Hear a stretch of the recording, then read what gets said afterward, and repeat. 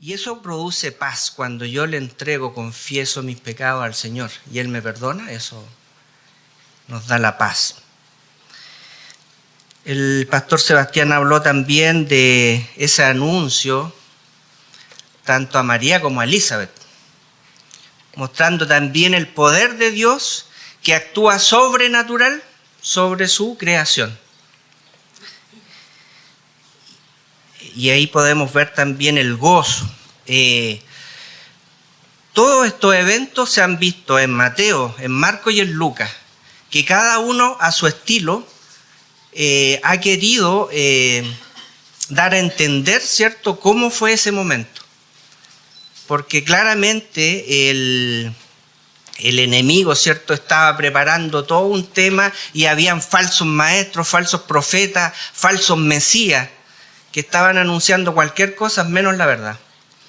Y en cada estilo de ellos, ¿cierto?, tanto Mateo como Marcos como Lucas, ellos encontraron su forma de decirlo.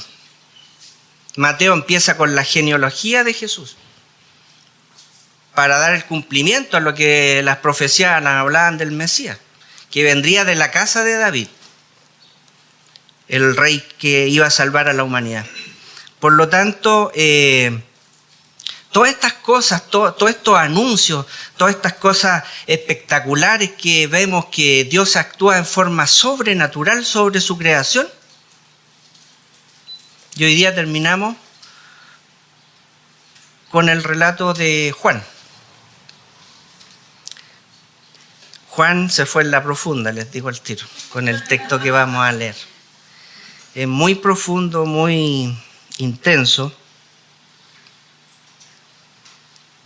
Voy a abrir la Biblia porque se me perdió aquí el texto. Ya. Y la verdad que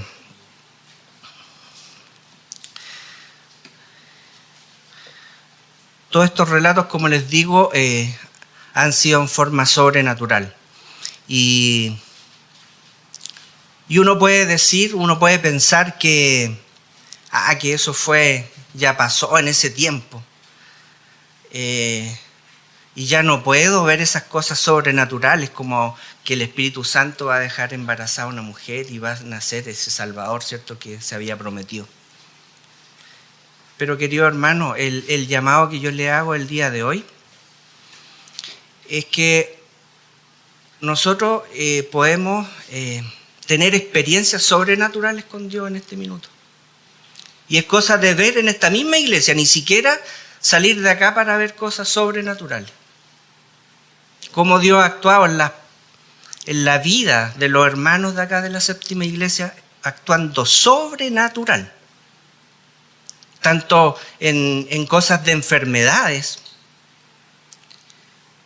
en acompañando en sufrimientos profundos. De hecho, nos tocó el corazón y la mente a cada uno de nosotros, porque estábamos en oposición a esta verdad, a este Dios. Y nos tiene aquí porque actuó en forma sobrenatural en cada vida de cada uno de nosotros. Porque analícense cada uno de ustedes cómo éramos antes de conocer al Señor. Y cómo Dios cambió ese corazón duro como piedra, esa mente, esa forma de pensar. ¿Cómo la cambió? De una forma sobrenatural. Inexplicable para nosotros. Y Dios sigue actuando en nuestras vidas. Y no perdamos ese asombro, porque Dios hasta el día de hoy sigue actuando en forma sobrenatural en nuestras vidas. Y quiere Él también que nosotros seamos parte de ese servicio a las personas que están con esa soberbia que nosotros estábamos antes, que estábamos con ese corazón duro, con esa resistencia ante este mensaje de salvación.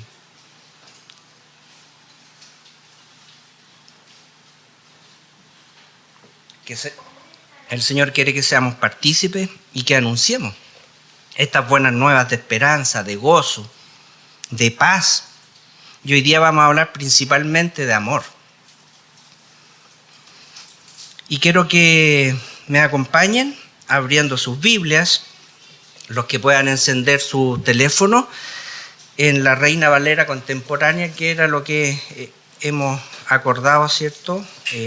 Unánimes al sínodo, que él también determinó que todas las actividades oficiales se usara esta versión, aunque amamos la Reina Valera del 1960, hermano Joel.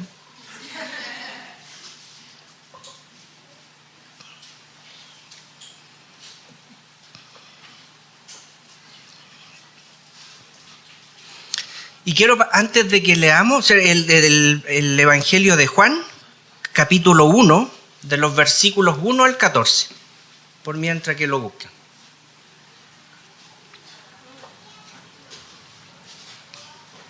Juan, capítulo 1, del versículo 1 al 14.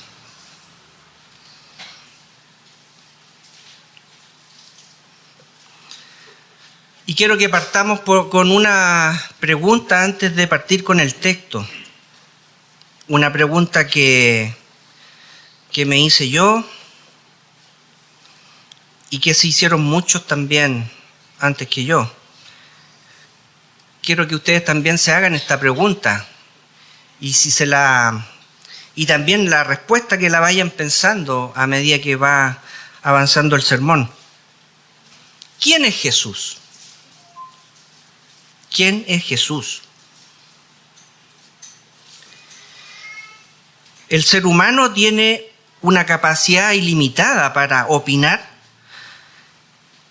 y también a los desacuerdos que surgen de esas opiniones múltiples. La persona de Jesús no se salva de esas múltiples opiniones que han surgido sobre él desde hace 2000 años. Recordemos que esa multitud de opiniones siguen y quedaron registradas, ¿cierto?, en las diferentes partes de los evangelios. Y el mismo Jesús preguntó a sus discípulos: ¿quién dicen los hombres que es el Hijo del Hombre? Y los discípulos no pudieron dar una sola respuesta, porque habían escuchado múltiples opiniones acerca de quién era Jesús. Ellos no pudieron entregar una sola respuesta porque las opiniones eran múltiples. Unos decían Juan el Bautista, otros decían Elías, otros Jeremías, algunos profetas, hasta el mismo Juan Bautista. Juan el Bautista dudó en algún momento y le mandó a preguntar: ¿eres tú el que ha de venir o esperaremos a otro? ¿Recuerdan ese pasaje que está en Mateo 11:3? Los líderes religiosos de aquella época tampoco podían identificar con claridad acerca de Jesús cuando se hacían esta pregunta, ni dentro de ninguna categoría precisamente. Nicodemo lo llamó rabí, lo honró con llamarlo rabí, que significa maestro. Mientras que algunos escribas, ¿qué decían los escribas de ellos? Que tiene pacto con Belcebú, ¿ya? Dando a entender que Jesús tenía vínculos con los demonios, porque él expulsaba demonios cuando obraba Jesús en su ministerio. Y algunos otros eran incapaces de identificarlo y se exasperaban preguntándose: ¿tú quién eres? Pilato también tuvo esa cuota de incredulidad cuando le dijo: ¿eres tú el rey de los judíos? Ni siquiera cuando estuvo en la misma cruz se libró de la perplejidad que producía su persona. Aún estando allí algunos cristianos llenos de suspicacia, algunos gritaban llenos de suspicacia: tú eres el Hijo de Dios, desciende de la cruz, sálvate a ti mismo. Es evidente que existe una profunda y diversidad de opiniones que dan a entender la ignorancia sobre quién es realmente Jesús, una que llega hasta nuestros días. Y si yo le pregunto a usted: ¿quién es Jesús en estos momentos?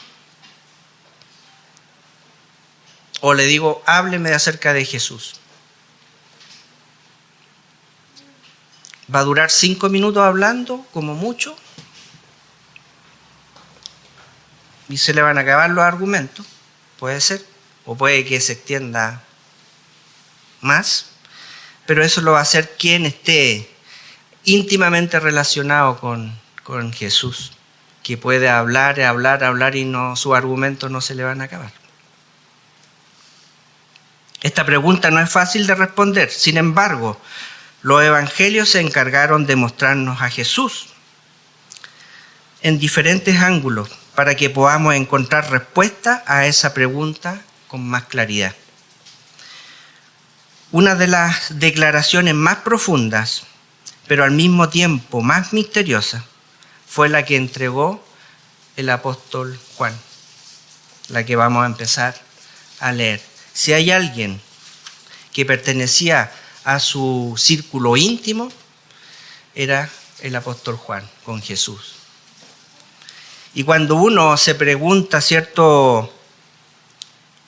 Y se imagina cómo va a presentar el apóstol Juan a Jesús, siendo de su círculo íntimo el más cercano, que compartían mucho más horas juntos y en lugares especiales apartados para orar, tenían mucho tiempo en comunión para conocerse. Y uno podía pensar que iba a dar una biografía, pero espectacular, súper resumida. Uno podía imaginarse también que iba a hablar del barrio donde nació, de sus tendencias, como se habla hoy en día, de qué tendencia es la que sigue, es la que te gusta. Hablar de su familia, presentarlo con esas características, ¿cierto?, de qué comuna naciste, qué país, cuáles son tus gustos personales, qué sé yo. Juan lo presenta de esta forma en sus primeros versículos. Y dice: en el principio ya existía la palabra.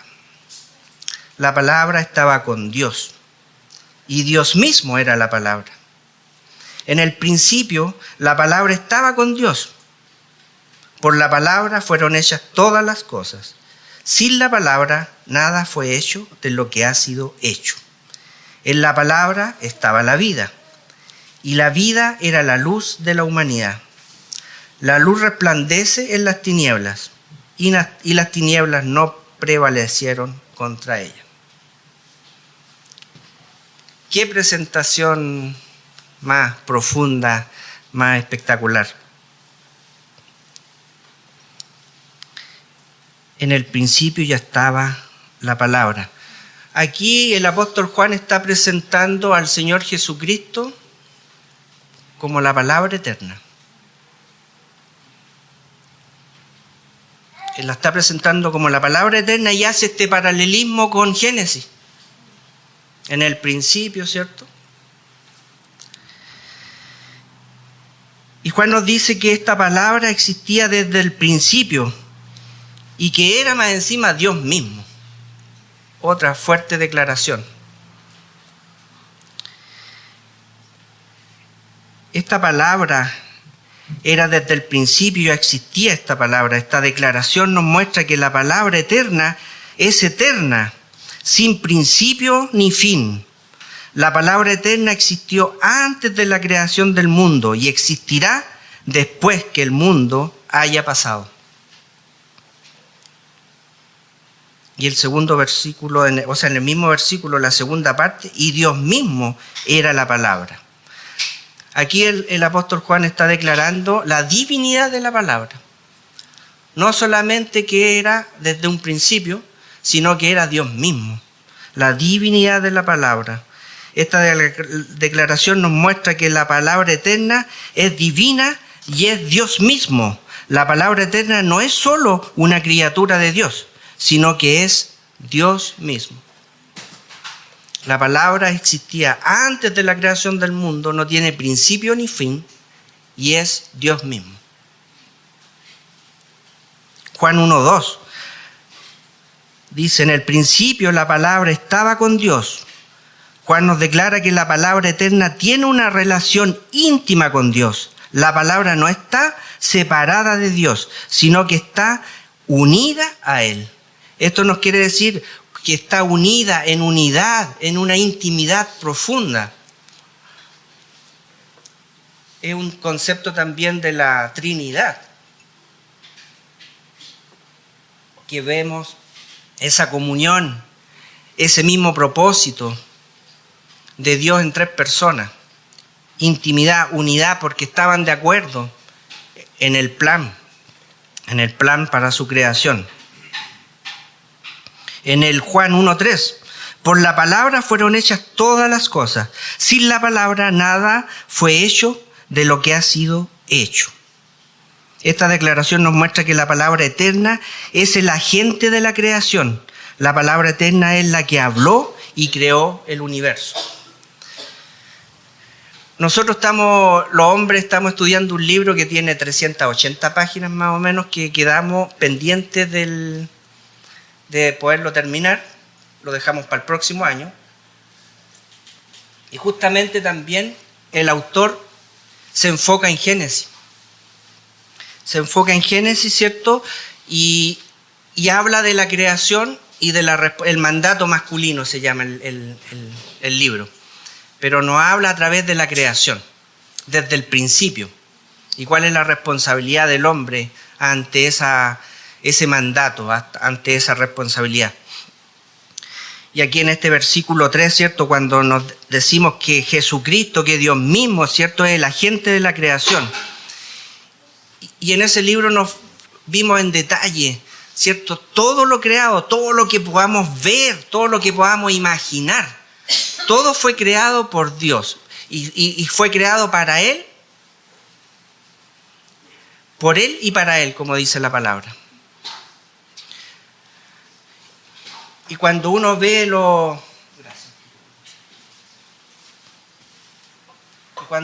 la inmensidad de la creación, o sea, los que nos gusta la montaña, los glaciares, y veo todo lo inmenso, la inmensidad, ¿cierto? Que la verdad que nos deja perplejos. Pero también puedo ver la creación en las profundidades, ¿cierto? Del océano, en las partículas más ínfimas que uno pueda llegar, el ser humano ha llegado a conocer, ¿cierto? A través de los estudios a los que se dedican a eso. Y todo es creado por Dios y es creado por Él y para Él. Y Él es el agente, ¿cierto? Creador. En Juan dice 1:4, en la palabra estaba la vida y la vida era la luz de la humanidad. Otra declaración que nos muestra que la palabra eterna es la fuente de la vida y la luz. La palabra eterna, la que nos da vida y la que nos ilumina en la oscuridad. Y en Juan 1:5, la luz resplandece en las tinieblas y en las tinieblas no prevalecieron contra ella. La palabra eterna se opone también a la oscuridad. La palabra eterna es la que ilumina nuestras vidas, la que nos da vida. Es así, de esa forma como presenta Juan al Señor Jesucristo. Lo presenta diciendo que ha existido desde el principio, que Él es el ejecutor de la creación, que Él es la fuente de vida y de luz, que Él prevalece ante las tinieblas, que Él está en oposición a las tinieblas y a la ignorancia, que hay una intimidad profunda con el Padre. Y claramente cuando Él viene a nacer a los suyos y los suyos no le pueden ver, es porque claramente hay un problema. No hay una intimidad ni una relación con el Señor Jesucristo. La palabra eterna es una realidad muy profunda y significativa que nos muestra la naturaleza de Dios y su relación con la humanidad.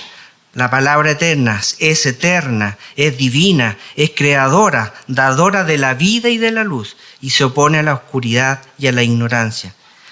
que la palabra eterna sea nuestra guía y nuestra luz en la vida.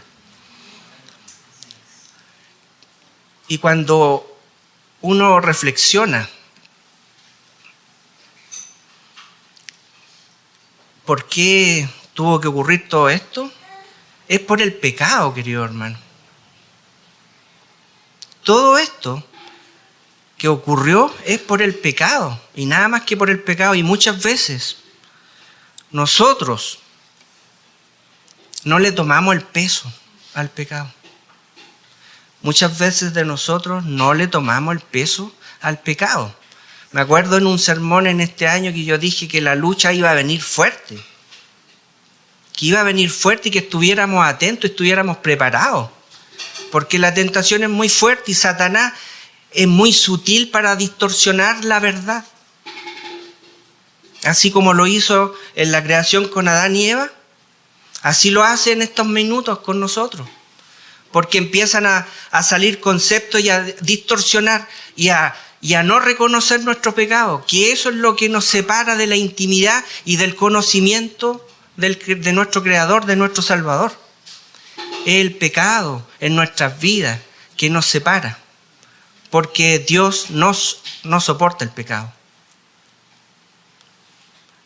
Y cuando analizamos generalmente el pecado de nosotros, de los seres humanos, siempre son como los mismos, los repetitivos.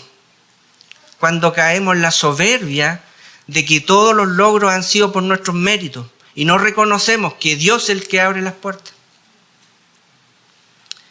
Todos nuestros pecados apuntan a la sexualidad, a la inmoralidad. ¿Por qué? ¿Porque es malo? Porque para nuestro ego, para nuestro egocentrismo, queremos esa sensación de gusto, de felicidad que fue creada con otro propósito. Pero cuando pasamos por momentos difíciles de debilidad, Satanás es astuto. No, date un gustito, si total, y aparecen conceptos que le hace una raya en el agua, si no se va a notar. Y tantos otros términos que podemos escuchar, porque esto es habitual. Entonces, ese es en realidad lo que nos separa de esa comunión y de ese conocer. Y eso es lo que le pasó en esa época, cuando vino Jesús a vivir entre los de él, entre los cristianos, y no le conocieron, porque su mente, su motivación, su corazón estaban puestas en otras cosas. Y hoy en día, cuando uno ve las vorágines que hay en las calles también, con la desesperación, con las cosas que buscan. ¿Y por qué? Porque ponen toda su mira para que sus seres queridos tengan un minuto de felicidad con un bonito regalo, que no es malo, pero eso no es lo central. Lo central es que tengamos esa comunión con Dios, con esa intimidad, cosa que le podamos reconocer. Y que nosotros no nos dejemos como niños chicos engañar, porque Él es astuto y sutil para engañarnos, porque Él conoce también nuestras debilidades. Y ahí es donde nosotros tenemos que arrancar. Hay tantos ejemplos, ¿cierto?, de quienes arrancaron de situaciones, porque uno conoce, cada uno de nosotros conoce su debilidad. Y nosotros tenemos que arrancar cuando estemos en situaciones complicadas.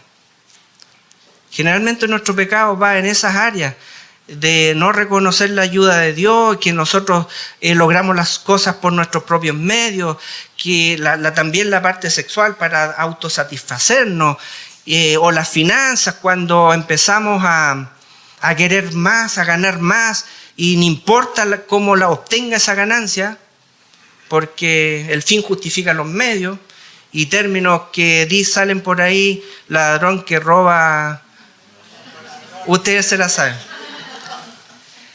Claro, como que eso tiene y nos vamos justificando, nos vamos autojustificando y ahí pasa como una broma, pero realmente cuando ustedes van a los hechos concretos, es complejo.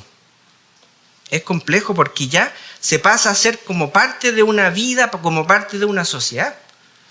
Y ya no es un chiste. A nosotros a lo mejor nos puede pasar chiste, pero, por ejemplo, esto es una pregunta personal. Yo me la hago a mí mismo. Nosotros enseñamos a nuestros hijos, primeramente en la casa, con nuestros ejemplos. Ellos conocen nuestra vida, nuestra historia. Cómo nos comportamos, si somos de ganancias deshonestas o no. Si también hemos caído en la debilidad de engañar a nuestra pareja por querer tener un placer que es momentáneo. Si hemos, hablado mal de alguien, es cosa que se hagan esa pregunta en forma personal. ¿Cómo yo actúo ante una adversidad? Si me desespero, me vuelvo loco, ¿qué primero voy a la palabra? O si quiero arreglar todo por mis propios méritos. Y finalmente después me doy la vuelta tan larga que llego a donde tenía que partir al principio, que arrodillándome y leyendo la palabra de Dios. Porque Él es el que trae ese gozo, esa esperanza, esa alegría que el mundo de repente no la conoce porque no ha tenido esa relación. Y en este minuto yo quiero que hay muchos jóvenes a lo mejor que han venido toda la vida a la iglesia, pero no han tenido esa experiencia con Dios, una experiencia viva con Dios, esa experiencia que lo haga hacer recapacitar, que hayan experimentado el poder sobrenatural actuando en sus vidas. Eso es lo que uno espera como padre de sus hijos, que realmente experimenten. Y también como hermano, a los hijos de mi hermano, o también a cualquier persona que uno no ve la mente y el corazón de lo que está pensando un hermano tampoco.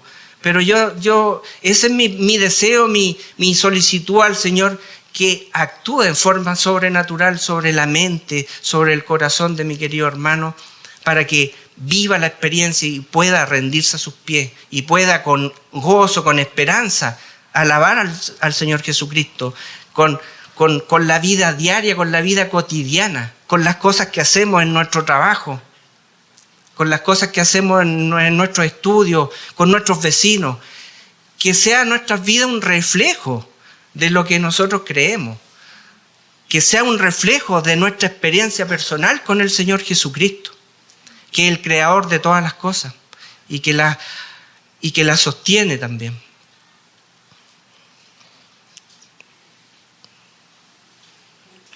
Me estoy yendo muy profundo, perdón. Es culpa del Juan, el apóstol Juan.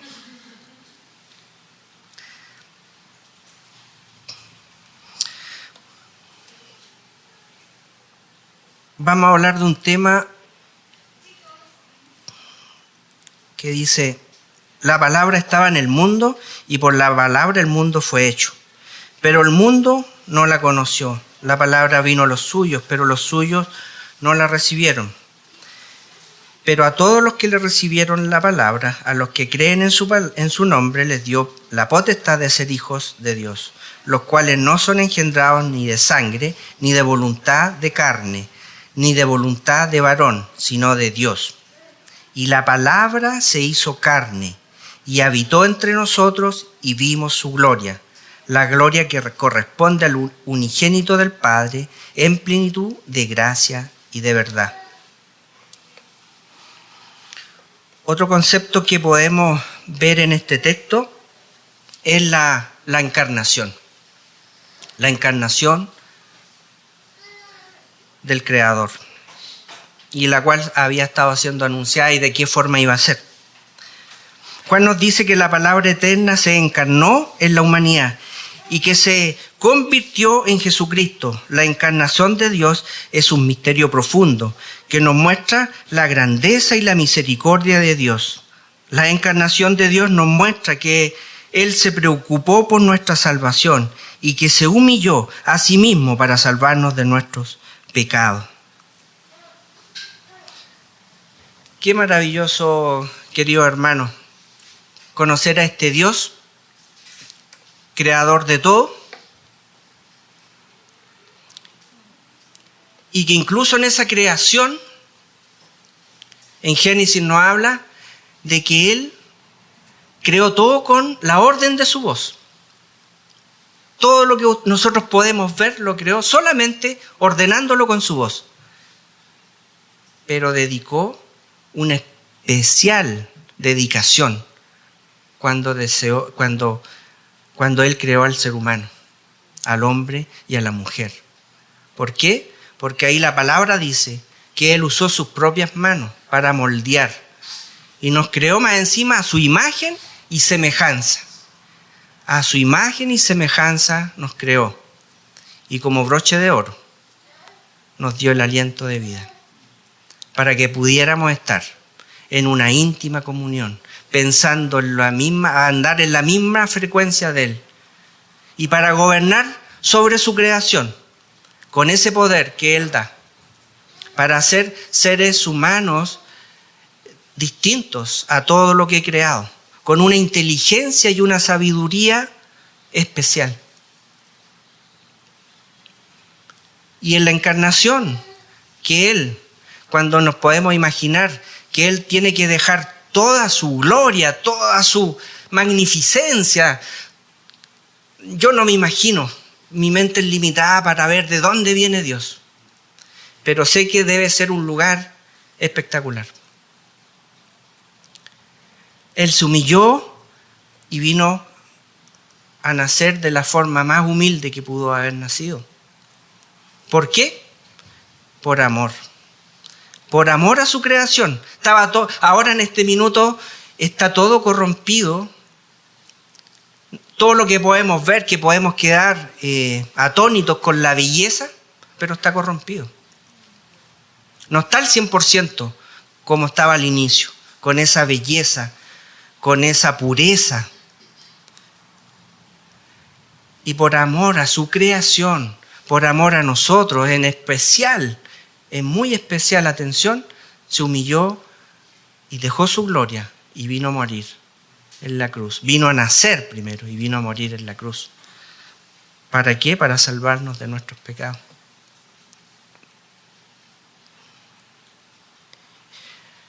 Es un Dios que no te deja solo. Es un Dios que cumple su palabra. Podemos estar viviendo momentos que no vemos la salida, momentos de sufrimiento, momentos de prueba, de personas que nos defraudan, de personas que nosotros también defraudamos. Podemos estar sumidos en el hoyo más profundo y más oscuro. Y Dios da su vida con humildad, con ese servicio de entrega por amor a su creación. Y Él es un Dios fiel que no deja solo a su creación y la sustenta hasta el día de hoy. Qué hermoso, querido hermano, tener esas convicciones, conocerlas, ¿cierto? Porque Dios nos las muestra a través de su palabra, que no nos deja solos.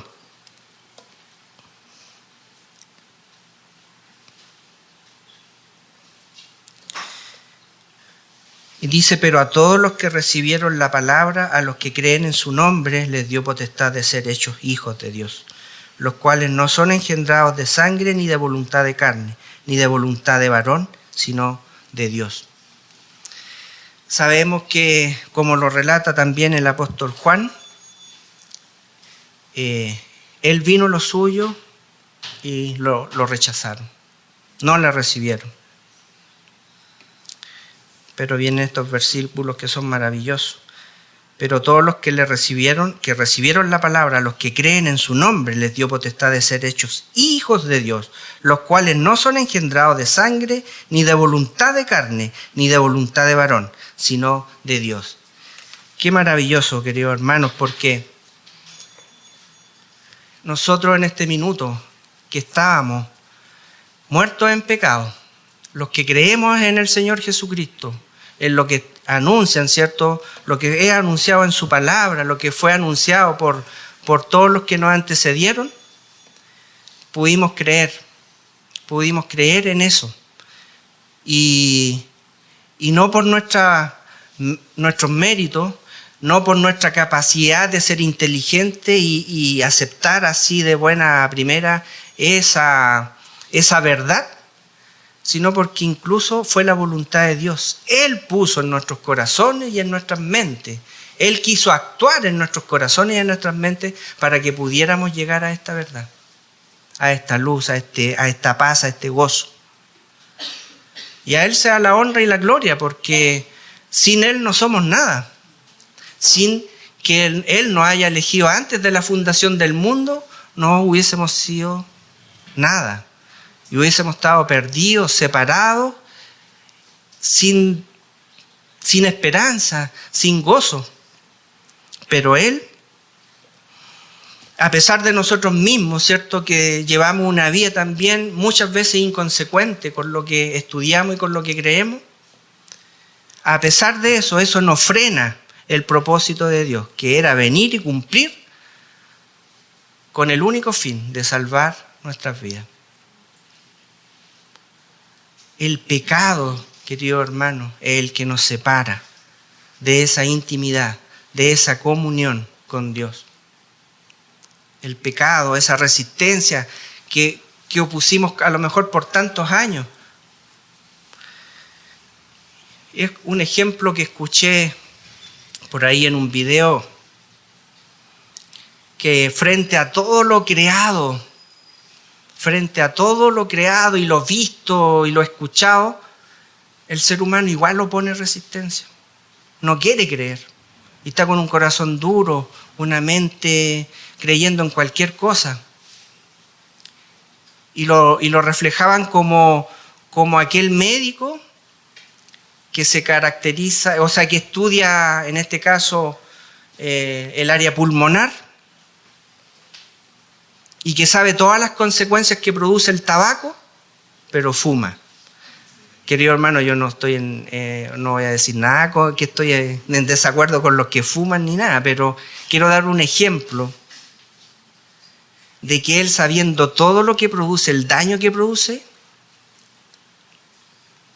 siendo profesional en el área, ¿cierto?, todo lo que produce el tabaquismo, sin embargo, fuma y se relaja. Y él sabe, está la evidencia, está el conocimiento. Y muchas veces así pasa con nuestras vidas. Vemos todo lo que creó el Señor, que no podemos desconocer que hay una mano poderosa que ha creado. Vemos también la consecuencia que produce el pecado en nuestras vidas. Porque entiendan que el pecado es contra Dios. Es contra Dios el pecado. Indistintamente que nuestro entorno sufra consecuencias. Claro que nosotros mismos vamos a sufrir consecuencias. Nuestro entorno también, nuestros seres queridos, claramente van a sufrir consecuencias. Pero seguimos ahí resistiendo. Seguimos con nuestra vida. Como decía un hermano siempre ahí, que decía que le gustaba vivir sus vidas a los Frank Sinatra. A mi manera, decía. No, yo soy cristiano a mi manera. Cuando dicen, no, si yo creo, pero no necesito congregarme. El Señor Jesucristo dice, por sus frutos los conoceréis. Porque si estamos íntimamente relacionados con Él, vamos a ser obedientes a todo lo que dice su palabra. Y no vamos a andar buscando más excusas. No vamos a andar buscando más excusas y la autojustificación que escuchamos al principio, ¿cierto? Entonces, queridos hermanos, el apóstol Juan es muy profundo,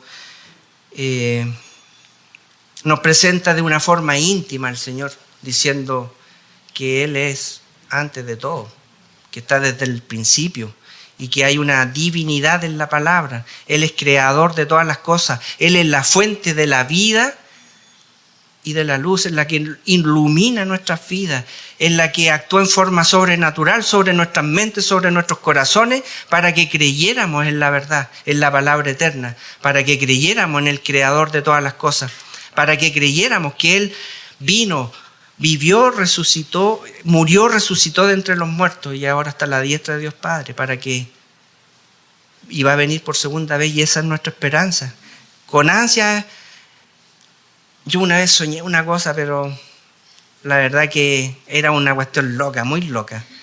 Y yo pensé que venía el Señor. Yo vi, era una cosa que los cielos venían bajando, ejército, caballos blancos,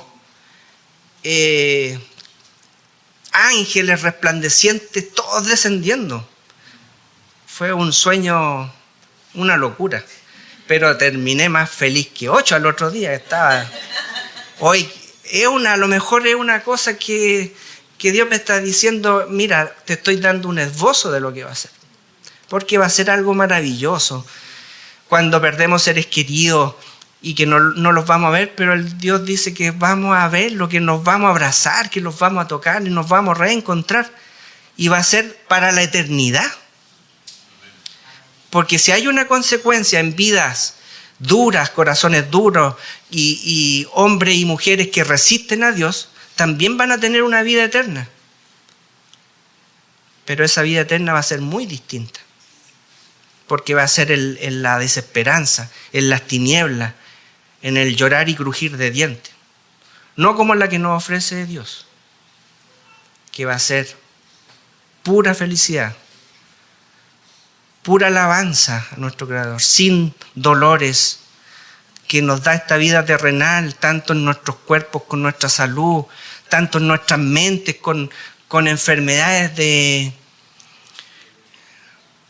con todas las enfermedades mentales que hay hoy en día, con depresiones. Ya no va a existir la depresión, no van a existir ninguna de las enfermedades que atormenta al ser humano, porque así Dios lo promete. Vamos a tener una vida en plenitud y en alabanza al Salvador. Qué maravilloso, queridos hermanos, poder escudriñar las palabras y poder recibir del Señor, de este Señor que es todopoderoso, que es creador de todas las cosas y que en esa creación Él se gozó y por eso dio su vida, porque no nos deja solos. Está con la solución más encima, que envió a su Hijo unigénito, como decía el apóstol Pablo. Él es la imagen del Dios invisible. Nadie había conocido a Dios ni lo había visto. Aquí Juan también en el versículo 18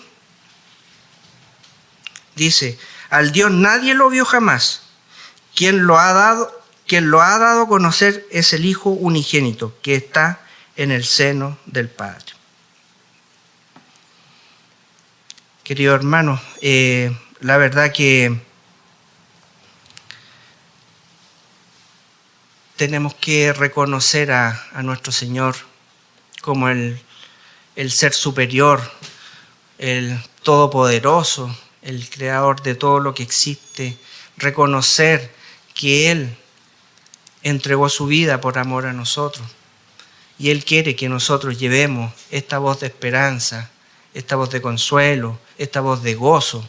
Quiere utilizarnos como instrumento en sus manos, para que otros que están resistiendo y que no se dan cuenta, porque el mismo Señor Jesucristo decía: Padre, perdónalo porque no saben lo que están haciendo. Imagínense, y de este amor estamos hablando, de este amor que es incomprensible, que Dios se hizo hombre, se comprometió hasta tal punto. Yo he dado hartas veces este ejemplo, pero no me lo canso de dar, porque habla del compromiso real que Dios tiene con su creación. Para que haya un huevo necesita una gallina.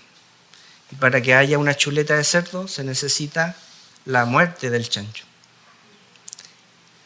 Ese es un ejemplo que nos da a entender que Dios, ¿cierto?, nos deja claro, con claridad, que Dios tuvo que morir por la consecuencia del pecado, El pecado es muy grave y tiene consecuencias muy profundas. No tomemos a la ligera nuestros gustos personales. Arranquemos cuando estemos en lugares de tentación, porque el pecado es muy fuerte, es más fuerte que nosotros, queridos hermanos. Y por eso necesitamos arrancarnos. Por eso necesitamos la comunión íntima con el Señor, porque Él nos da las herramientas válidas, porque Él prevaleció sobre las tinieblas, no lo vencieron. Y por eso tenemos que ser hijos obedientes a su palabra. Pero lo principal, cuando cometamos pecados, confesemos nuestros pecados y no andemos disfrazando, porque muchas veces le llamamos, no, es un error. Y la palabra es clara, es pecado. No es un error. El pecado es pecado. Y el pecado es el que me separa con la intimidad con nuestro Señor. Querido hermano, la verdad que ha sido tremendo este mensaje en forma personal para mí, y quiera también que cada uno de ustedes sea instrumento en sus manos para poder llevar este mensaje, para que Dios esté actuando en forma sobrenatural en los corazones y en las mentes de sus seres queridos, que cada uno tiene un ser querido que le está pidiendo al Señor que actúe de la misma forma que actuó con nosotros, con amor, con misericordia ilimitada. Y que nosotros podamos ser agentes en ese propósito, que todas nuestras cosas que hagamos y cómo nos desenvolvamos en la vida, podamos ser luz de lo que Dios ha hecho en nuestras vidas. Que podamos ser luz en este mundo tan caído, tan separado de Dios, que no es capaz de reconocer a este Creador, a este Padre amoroso, a este Padre que dio la vida por amor a su creación y principalmente por amor a nosotros. Porque estábamos resistiendo y el Señor transformó nuestros corazones y nuestras vidas y venció sobre las tinieblas, sobre la oscuridad. Amén, querido hermano.